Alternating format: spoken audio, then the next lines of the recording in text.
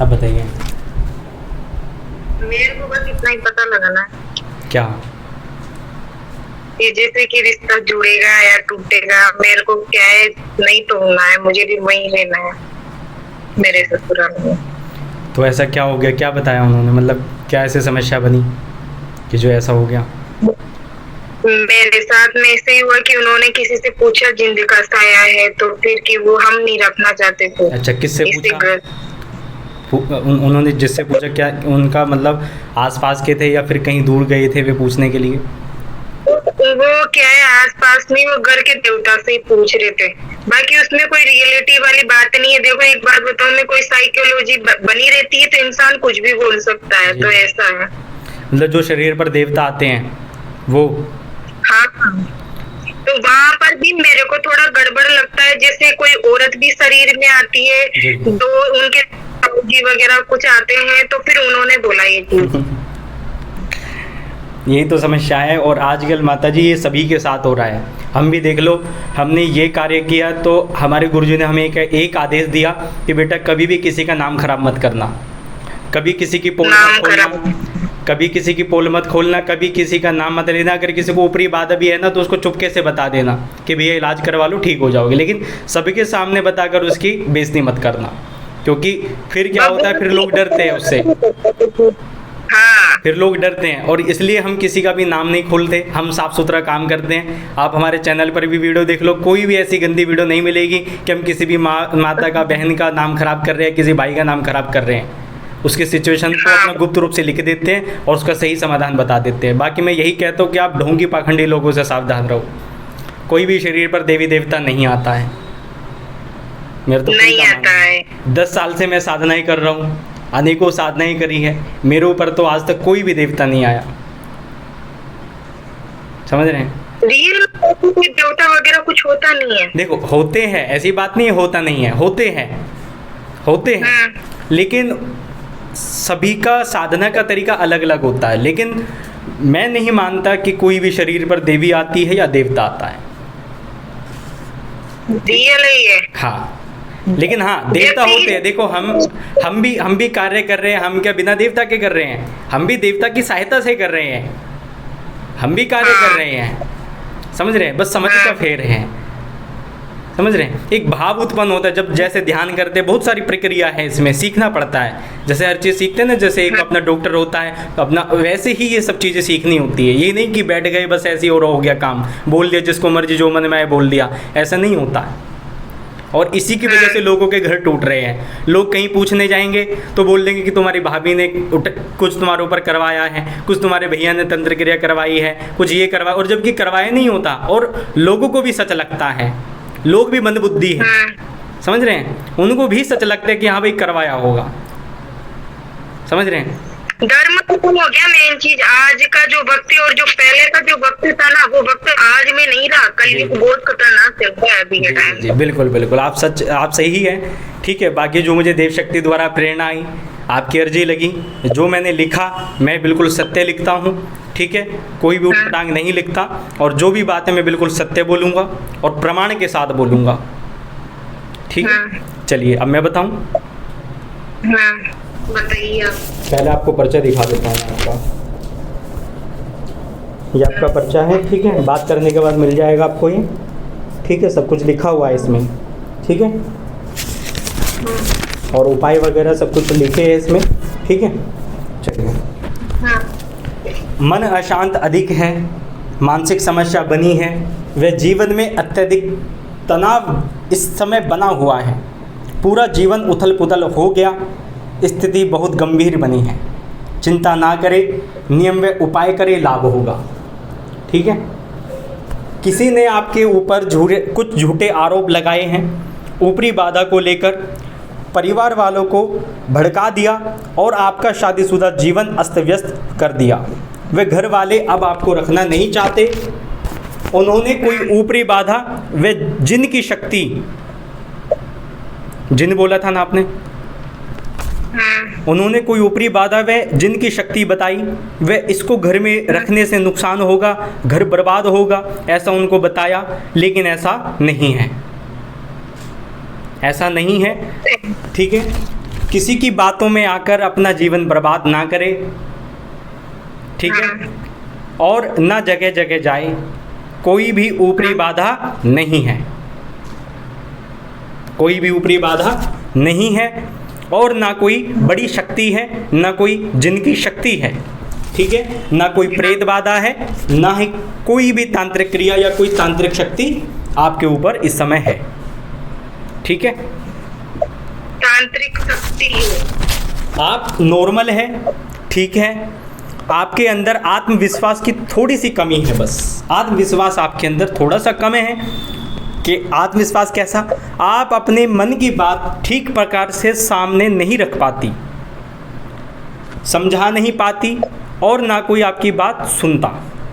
चिंता ना करे, नियम में उपाय करे, ठीक होगा। ऐसा होता है कि आप जैसे मन में कुछ बात बोलना चाहते हो, वो मन की मन में रह जाती है, समझ रहे हो, वो आप सामने प्रकट नहीं कर पाते। बोलना चाहते हो तो फिर बातें घूम जाती है, समझ नहीं आता आपको कि कैसे सामने वालों को बात सामने रख के समझाए, ठीक है। बस ये थोड़ी सी आत्मविश्वास की कमी है, ये मैं उपाय बताऊंगा, ठीक हो जाएगी बस, और बाकी कुछ नहीं है। ग्रह क्लेश अधिक मचा है, न किसी तीसरे की व्यक्ति की बात मानने के कारण, मतलब तीसरा व्यक्ति कोई मतलब गलत मत समझ लेना, तीसरा व्यक्ति जिसने बताया है कि जिनकी शक्ति है, ऊपरी बाधा है, वो तीसरा व्यक्ति, किसी तीसरे व्यक्ति की बात मानने के कारण शादी टूटने तक की नौबत आ गई है। क्रोध अधिक बनेगा, इस समय आपको क्रोध अधिक बनेगा, वह आलस्य अधिक आएगा, आलस्य आपको अधिक आएगा। हमेशा ऐसा भी हो सकता है कि भाई मतलब नींद ज़्यादा आए इस समय आपको, समझ रहे, क्योंकि आलस्य अधिक आएगा आपको, ठीक है।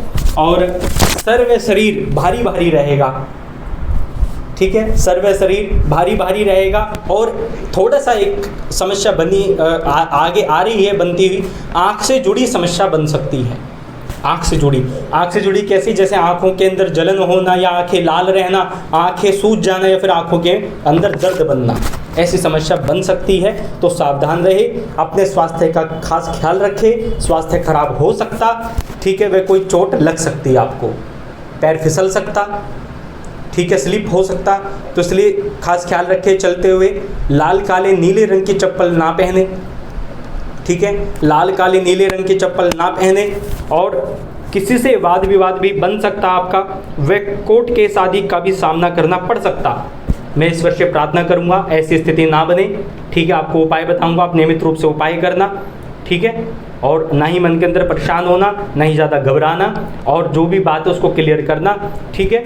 पितृदोष लगा है, पितृदोष लगा है आपके वहाँ, आपके इसमें नहीं, जो घर है आपका, जहाँ पे आपकी शादी हुई है, वहाँ पे पितृदोष लगा है, उसके कारण स्थिति वहाँ पे खराब है, ठीक है। पितृदोष लगा है, पितृदोष के आप या तो हवन करवा ले या उपाय कर ले, आप दोनों में से कुछ भी करवा सकते। हवन करवाओगे तो भी हवन हो जाएगा, तो भी लाभ मिल जाएगा। और उपाय करना चाहते तो उपाय तो हम बताएंगे ही आपको, क्या उपाय करने हैं, ठीक है। बस मेरा ये मानना होता है, देखो किसी भी व्यक्ति को ऐसे बातों में नहीं आना चाहिए, और ना ही ऐसे मतलब वो करना चाहिए। और ये जो लोग हैं ना, ये अपने आप को ज़्यादा शक्तिशाली दिखाने के लिए इस प्रकार की बातें करते हैं, ढोंग करते हैं, एक्टिंग करते हैं, समझ रहे। अब मैं भी अपने बाल हिला कर बात करूं, क्या लाभ उससे? क्या लाभ उससे? उससे तो कोई लाभ नहीं है ना। मैं भी इधर उधर पटकूं, मैं भी चिमटा बजाऊं अपने आप में, तो क्या फ़ायदा उससे, बताओ। साफ सीधी बात करो, साफ सुथरी बात करो, ठीक है, जिससे हमारा धर्म ज़्यादा बदनाम ना हो, हमारे देवता का अपमान ना हो। सिद्धि साधनाएं करो, ध्यान करो, तपस्या करो। हमारे पहले जितने भी ऋषि मुनि थे, क्या ऐसे ऐसे करते थे?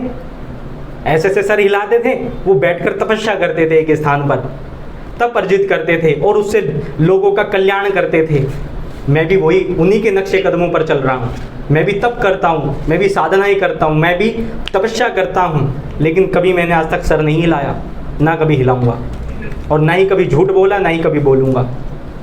सीधा साफ सुथरी बात करता हूँ, जिसको समझ में आए तो ठीक है, और नहीं आए तो भैया जाओ। अब पता है मेरे पास कोई लोग आते हैं, मैं बोल लेता हूँ ना कि कोई ऊपरी बाधा नहीं, कोई तंत्र बाधा नहीं, तो पता है वो क्या समझता है कि इसको कुछ आता नहीं है, इसको कुछ आता नहीं। फिर वो क्या करता है, वो कहीं और जाता है, फिर कहीं और जाता है, जाके वहाँ पूछता है, फिर वो बोलता है ये विद्या है, मसानी विद्या, गौरी विद्या है, फलानी विद्या है, फिर यहाँ के बहस करता है।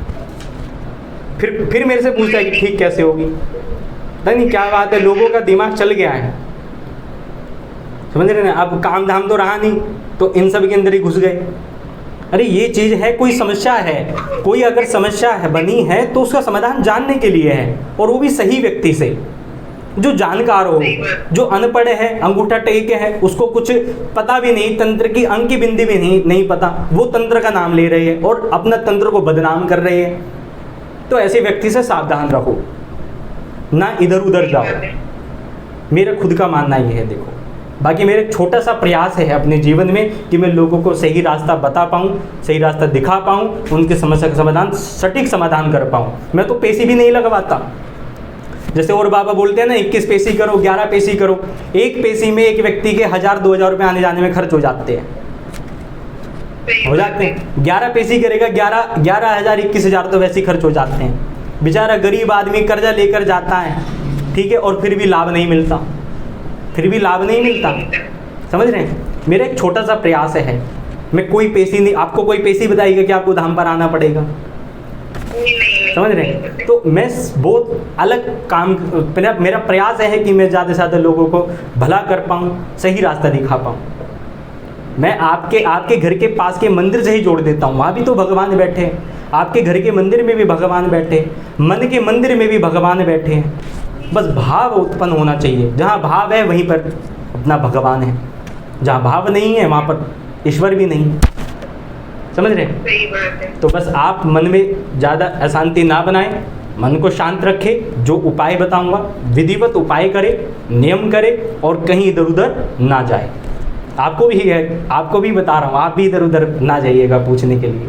आप स्वस्थ हैं बिल्कुल, कोई ऊपरी बाधा आपके ऊपर नहीं है। बस थोड़ा सा आलस्य, जैसे एक होता है ना कि आलस्य आता है, काम करने का मन नहीं करता, तो व्यक्ति को एक भ्रम भी हो जाता है, या हो सकता है कि कभी कभी डरावने सपने आ जाए तो भ्रम हो जाता है कि हाँ भाई कोई शक्ति तो नहीं है, कोई ऊपरी बाधा तो नहीं है, और नहीं भी होती ना तो फिर उसके मन में एक भ्रम बन जाता है, तो वो बनने लगती है। जैसे एक व्यक्ति है, उसको बोलो यार तुम आज बड़े कमज़ोर से लग रहे हो, क्या बात है वो वाकई में हो जाएगा। वो कहेगा यार, वो जब तो कहेगा नहीं यार ऐसी बात कुछ नहीं है, लेकिन शीशे में जाकर खुद को अकेला दिखेगा, यार गाल तो पिचक रहे यार, सही कह रहा हो समझ रहे हो तो फिर बनने लगता है अंदर से कमज़ोर, समझ रहे हैं। ये बातों का बहुत बड़ा रोल है, तो इसलिए लोगों की बातों में ना आए, ठीक है। बाकी आप मन से चिंता हटाए बिल्कुल, और जैसा मैं बताऊं वैसा करो आप, ठीक है। अब उपाय सुन लो, उपाय क्या करने हैं आपको, ठीक है। इंसान तो आजकल रहा ही नहीं, इंसानियत मर चुकी है। और दूसरी बात ये होती है, आपके अंदर एक आत्मा है ना, तो सामने वाले के अंदर भी है, मतलब छोटे जीव के अंदर भी आत्मा होती है, बिल्कुल उसको भी बचाओ। लेकिन वो समझते नहीं है, लोग समझते नहीं है। ऊपर वाला क्या सोचेगा? आप आज मैं खुद मंदिर सोचेगा कि मैंने गलती कर दी इसको भेजकर वो तो यही सोचेगा, तो गलती कर दी इसको भेजकर, जब आएंगे तो तोड़ेंगे यमराज जी यमराज जी तो मैं तो यमराज जी की भी अगरबत्ती लगाती हूँ, बहुत सी बार लगाई मैं यही कहती हूँ उनसे, मैंने कहा जो भी है ना, मैंने कहा मेरे को तो ऐसे उल्टा मत बनाना इसे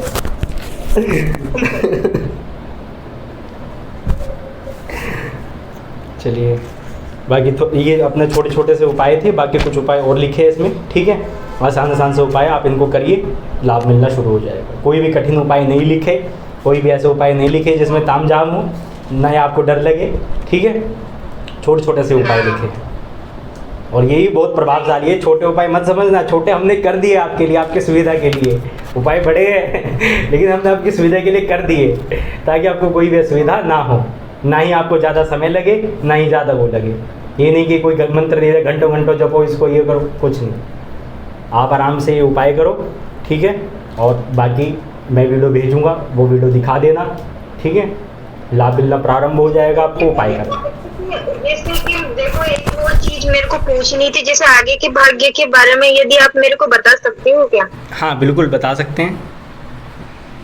तो जैसे कि मेरे क्या है कि मैं गवर्नमेंट जॉब की तैयारी कर रही हूँ अभी के टाइम में, तो नहीं, अभी तो मेरा माइंड क्या स्थिर नहीं है, बिल्कुल भी टेंशन में है बहुत ज्यादा जी। पर जैसे गवर्नमेंट जॉब के बारे में सोचा है तो मैं लग सकती हूँ क्या? लेकिन आप टीचिंग में ज़्यादा प्रयास करें। हाँ वो जरूरी है, उसका क्या है, मैंने पहले तैयारी करी थी बट क्या है कि मैं 1-2 नंबर से रह जाती हूँ, चक्कर दिया। कोई नहीं, उसका भी उपाय लिख देंगे। टीचिंग में अधिक योग है आपके, 80% चांस है टीचिंग में,